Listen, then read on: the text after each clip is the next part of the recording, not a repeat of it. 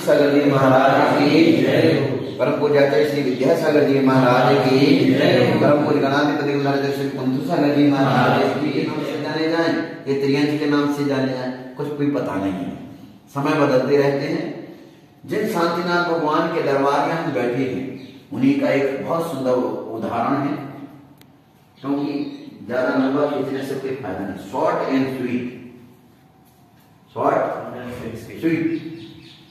लोगों को शॉर्ट का काम बहुत अच्छा लगता है, शॉर्ट में ज्यादा से ज्यादा लोग आ जाते हैं, अरे कितना बड़ा अभिषेक कर दिया है, कल से आज आ गए, कल से काम पकड़ते हैं। बहुत बार ऐसा होता है, लेकिन शॉर्ट में चलो एक क्लास किया, अरे बहुत अच्छा है, अभिषेक भी हो गया और कल जरूर हुए हैं। लेकिन हमने कहीं यह नहीं पढ़ा कि कोई तीर्थंकर 2 बार चक्रवर्ती बना। कितने बार? 2 बार चक्रवर्ती बना। लेकिन एक मात्र शांतिनाथ भगवान ऐसे हैं जो 2 बार चक्रवर्ती बने। 2 बार चक्रवर्ती, 2 बार चक्रवर्ती बने। 2 भव में, 2 भव में 2 बार बनेंगे तभी 2 भव लेंगे ना। एक बार में 2 बार कैसे बन जाएंगे? 2 बार मतलब 2 भव में, अलग अलग भव में 2 बार चक्रवर्ती बने हैं। ये समझ रहे हो? वो किसके प्रभाव से बने हैं? किसके प्रभाव से बने हैं? पूजा के प्रभाव से नहीं बने। इन शांतिनाथ भगवान और आदिनाथ भगवान या 24 तीर्थंकर जो भी हैं, उन सभी ने भगवान की भक्ति की है।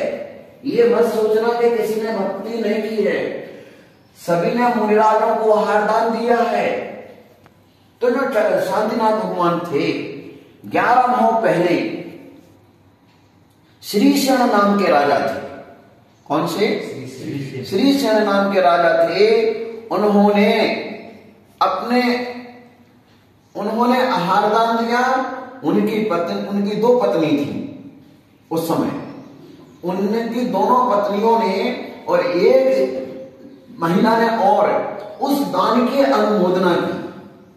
वह राजा श्रीशरण मृत्यु पाकर के भोग भूमि में भोगिया जीव हुआ।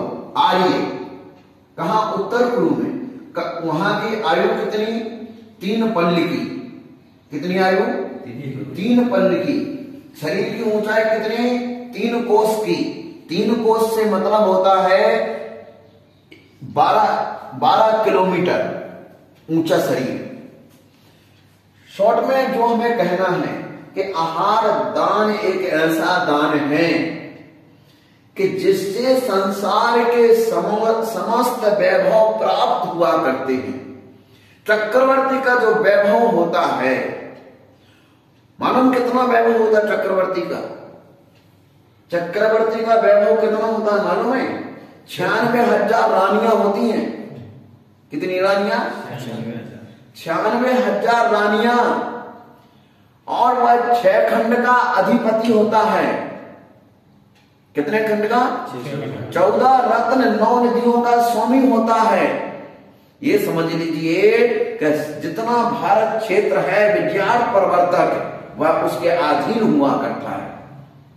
इतना वैभव प्राप्त होता है, इतना वैभव प्राप्त होता है कि जितना आज भारत में वैभव है, जितना आज भारत में वैभव है, उतना वैभव उसके कोने में पड़ा रहता है। चक्रवर्ती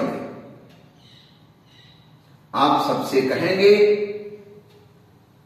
कि आप भी अपने हाथों को अगर वैभव प्राप्त करना है, आहार दान से संसार का वैभव नहीं, महावैभव प्राप्त होता है। और उसी दान से संसार के महावैभव प्राप्त करने के पश्चात मोक्ष का परम वैभव प्राप्त हुआ करता है। कहां का? स्वर्ग और मोक्ष का परम वैभव प्राप्त हुआ करता है। दुनिया सारी भागती है कि हमें वैभव प्राप्त हो जाए। क्या करती है दुनिया? सारी भागती है। आप लोग ड्यूटी पे जाते हो, सर्विस किस लिए जाते हो? इसी के लिए जाते हो ना। सबसे बड़ा बाप बड़ा ना भैया, सबसे बड़ा रुपया सबसे बड़ा, सबसे महत्वदायी। इसके लिए हम भाई भाई के भी दुश्मन बन जाते हैं, पिता पुत्र आपस में दुश्मन बन जाते हैं। वैभव, जो वैभव के पीछे भागते हैं, वैभव अपने आप प्राप्त होता है अगर हम तहे दिल से, सच्चे दिल से मुनिराज के, त्यागी वृत्ति के हाथ में अगर आहार दान रखते हैं तो समझ लेना कि आपको संसार का सारा वैभव प्राप्त होने वाला है। 1000 काम छोड़ देना, लाख काम छोड़ देना, करोड़ काम छोड़ देना, लेकिन आहार देने का काम कभी मत छोड़ना। भरत चक्रवर्ती एक ऐसा चक्रवर्ती था कि जब तक मुनिराज को आहार दान नहीं दे लेता था तब तक वह खुद भोजन नहीं करता था। भरत चक्रवर्ती ये जब तक आहार दान नहीं दे ले तब तक वह भोजन नहीं करता था। भोजन आहार दान देने के पश्चात, क्योंकि वह समझता था कि जो वैभव हमें प्राप्त हुआ है संसार का, ये दान के प्रभाव से ही हुआ है। किसके प्रभाव से? दान के प्रभाव से।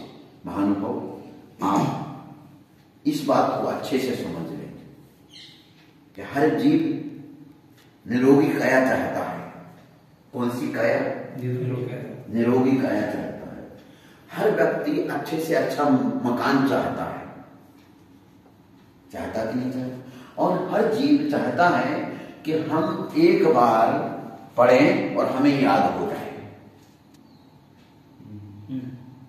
हर जीव चाहता है कि हम एक बार पढ़ें और हमें याद हो जाए। अक्सर हम देखते हैं कि हम बार बार पढ़ते हैं तो भी हमें याद नहीं होता है। अक्सर हम चाहते हैं कि हम अच्छा मकान चाहते हैं, लेकिन हमें वो एक खपरेल वाला मकान में रहना पड़ रहा है। हर जीव, हर प्रकार, हर जीव चाहता है कि हमें सर्दी भी ना हो, हमारा सिर भी जरा ना दुखे। चाहते कि नहीं चाहते? ऐसा कोई जीव है जो ये ना चाहता कि हम बीमार पड़े रहें?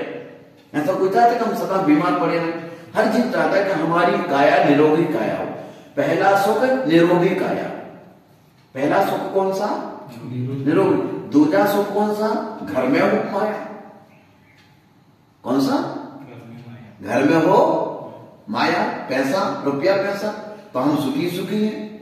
सारी मेहनत, सारा पुरुषार्थ पैसे के लिए। और विचार करो, ये सारा वैभव और निरोगी काया अगर एक चीज की उससे मिले तो मतलब व्यापार नुकसानदायक है।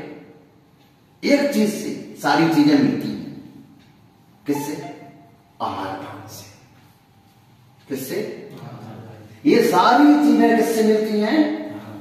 एकमात्र आहार दान से सारी की सारी चीजें मिल जाया करती हैं। इसलिए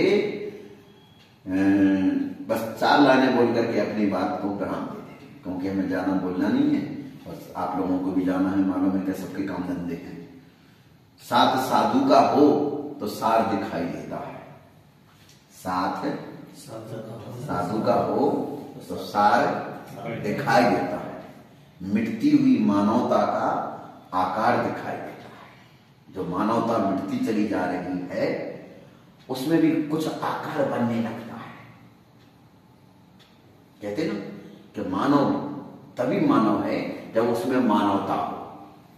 मानव तभी मानव है जब उसमें मानवता हो। वरना तो जैसे खेत में वो डराने वाला खड़ा रहता ना, बिजू का, हमारे यहाँ उसको बिजू का बोलते हैं। आप लोग क्या बोलते हैं बता बुझगा। अब वो खेत में बस समझ लीजिए उससे अपन कोई कम नहीं है। अगर हमारे अंदर में मानवता नहीं है तो, यदि मानवता नहीं है तो उसमें और अपन में कोई फर्क नहीं। साथ साधु का हो तो सार दिखाई देता है।